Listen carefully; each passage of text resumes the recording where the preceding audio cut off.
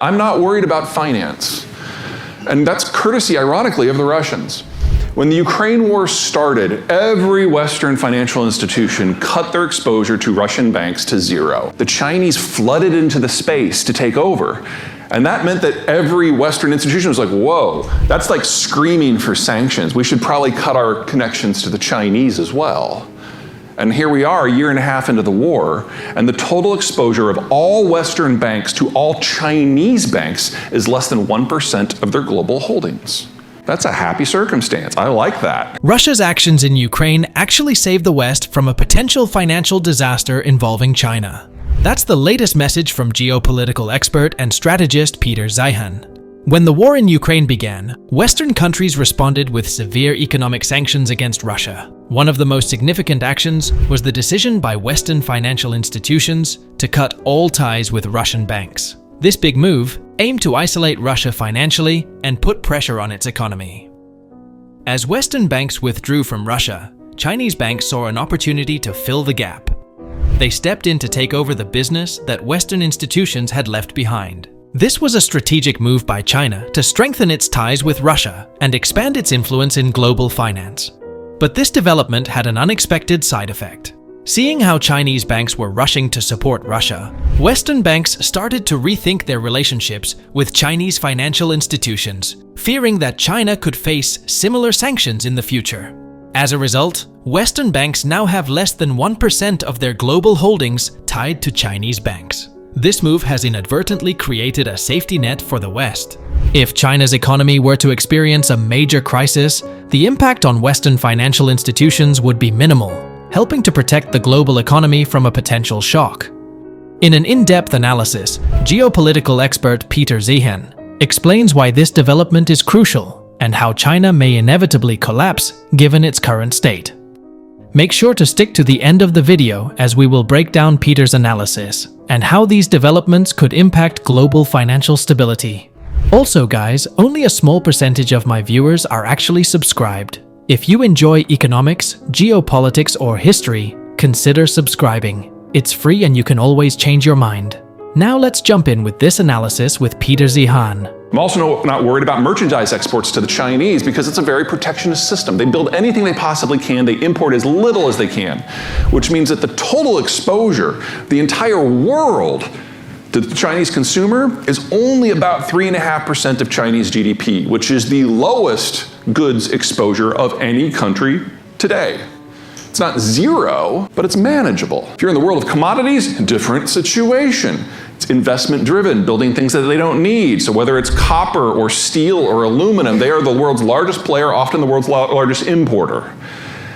And even if we have to rebuild a lot of industrial plant in other places, the industrial plant we build in other places is going to be based on economics and efficiency rather than just build.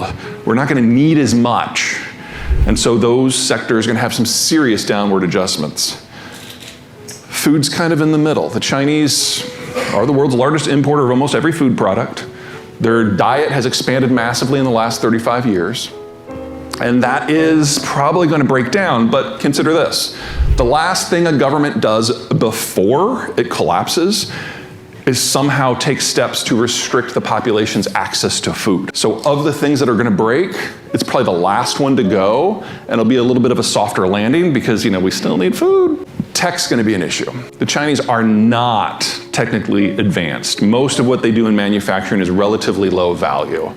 And they bring in tech from everyone they can to build that industrial plant. And in terms of tech supply chains, they tend to be on the assembly side of things, with more advanced stuff coming from Taiwan, Thailand, Korea, and the rest.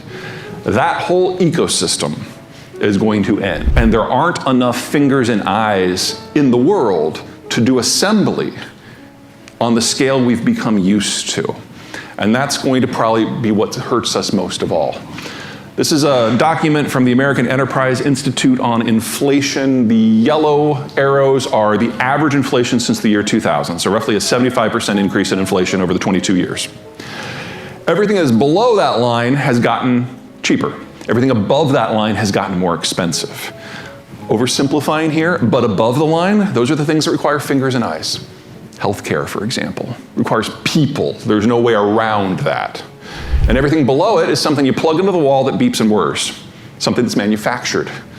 And the Chinese are a critical component of all of that.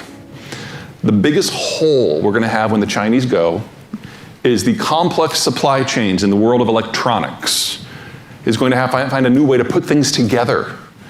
And we haven't developed a new model for that in 60 years, and we're going to have to.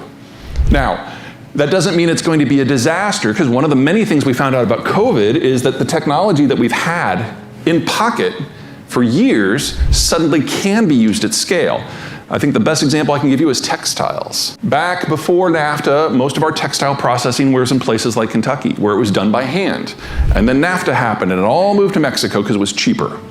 And then the WTO happened, and it all moved to China and India because it was cheaper. But with COVID, it just stopped coming.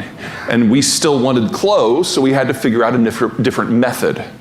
And we discovered that if you build a 2-acre facility that's automated, with a staff of 2, 1 software engineer, 1 mechanic, that one facility could produce finished clothes at a lower cost per garment than 200 seamstresses in Bangladesh. You bring in the cotton, the machines turn it into thread, turn it into yarn, turn it into cloth, cut it into clothes, assemble it, even do some of the finishing. We would have never known that before 2020. Hopefully we will figure things like that out in other sectors. But that means we need a lot of investment in an era of constrained capital in order to happen at scale in every single manufacturing sector. Regarding global trade, China prefers to produce goods domestically and imports less from other countries. This means that the total amount of goods the world exports to China is relatively small compared to its economy, so a slowdown in China's economy might not heavily impact global trade. However, China is a major buyer of raw materials like copper and steel. If its economy weakens, the demand for these commodities could drop and affect global prices. China is a big importer of food. Still, food is usually one of the last sectors affected by economic troubles because governments tend to restrict food access only in extreme situations. On the other hand, China plays a huge role in the global technology supply chain. If China's economy faces problems, it could disrupt the production of electronics, creating multiple challenges for tech industries worldwide. Now let's get back to Peter Zyyhan as he discusses this further. We've started. The blue line is what happened with the shale sector. About 2012, that is when the majority of the natural gas consumed on this continent came from shale. A lot of that's waste gas, and so we tripled our investment in a couple of years, and it hasn't fallen back. The refining sector, the chemicals sector, all expanding very quickly. It's actually the biggest build we've seen ever in the history of the country, faster than World War II. The gray bar is kind of the everything else category, and it's sliding up. You'll notice that in the last couple of years, it's picked up quite a bit. This is where we're all noticing it, though. This is electronics and computing. Now, a lot of people are like, isn't this all the IRA and the CHIPS Act? And that's some of it. Can I even get back here? Yeah, okay. This spot right here, that's where the CHIPS Act and the IRA were passed. So all of this happened before. The industrial base is expanding significantly, but we need that kind of jack up for absolutely everything. There will be winners and losers. There's no way around that. On the high end, if you want a semiconductor fab facility, you need a lot of people in their 20s and 30s who are really clever, and the greatest concentration of those people in the country is the Colorado Front Range and the Arizona Sun Corridor. I know everybody thinks about Arizona and they think old people. They do have a lot of old people in Arizona. However, they're all white. Arizona actually has a very healthy demography. It doesn't have a labor shortage. It has a bilingual training problem. Different problem. And so you're seeing these areas pick up most of the investment for that because they've got a lot of green space. It's not taking over farms, so the land is cheap. And most of the people who move in are in their 20s and their 30s, and they tend to be very highly educated. That's where the concentration of labor for that sector happens to be, and policy is matching. You want to do automotive, you're looking at either the Great Lake regions or the South. Now, the Great Lake regions is all unionized.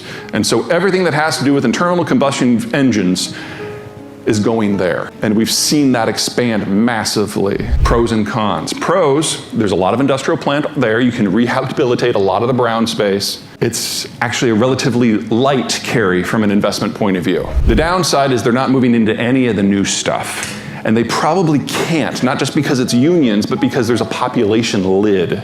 This area has seen outmigration pretty robust over the last 30 years. There aren't enough young people to stock a lot of new industrial plants. For that, you go to the south. And so most of the foreign investment is in the south. Most of the new battery facilities in the south. Almost of the EV construction is in the south. But the place that is just going to kick and take names is the Texas Triangle, especially Houston. Because you've got almost 20 million people, about a third of whom have immigrated within the last 10 years, tends to be younger than the national average. They have a footprint in Mexico. They can access that part of the supply chain. And Houston has a foot in the energy corridors as well. So all of the inputs that you need for all of the stuff we need to do is already there. So now, here's a rundown of the whole situation. Peter discussed that China is a major importer of raw materials like copper, steel, and aluminum. If China's economy weakens, the demand for these commodities could drop, affecting global prices and production. Meanwhile, on the food front, China imports a lot of food products. However, food tends to be one of the last sectors to face severe disruptions during economic troubles, because maintaining food supplies is a top priority for governments. China is a giant in global technology supply chains, especially in electronics manufacturing. A downturn in China's economy could disrupt these complex supply chains, posing challenges for tech industries worldwide. However, the COVID-19 pandemic proved that industries can adapt quickly to new conditions. For example, the textile industry found more efficient ways to produce clothes using automation. Similarly, new technologies and methods could help address issues arising from disruptions in Chinese supply chains, although significant investment will be required to implement these solutions effectively. While global trade with China isn't as huge as we had thought, China's role in raw materials and technology typically means that any economic problem they could face would still cause issues worldwide. What do you think? Share your thoughts in the comments below. Thanks for watching, and subscribe for more updates and analysis as we track the most important global issues.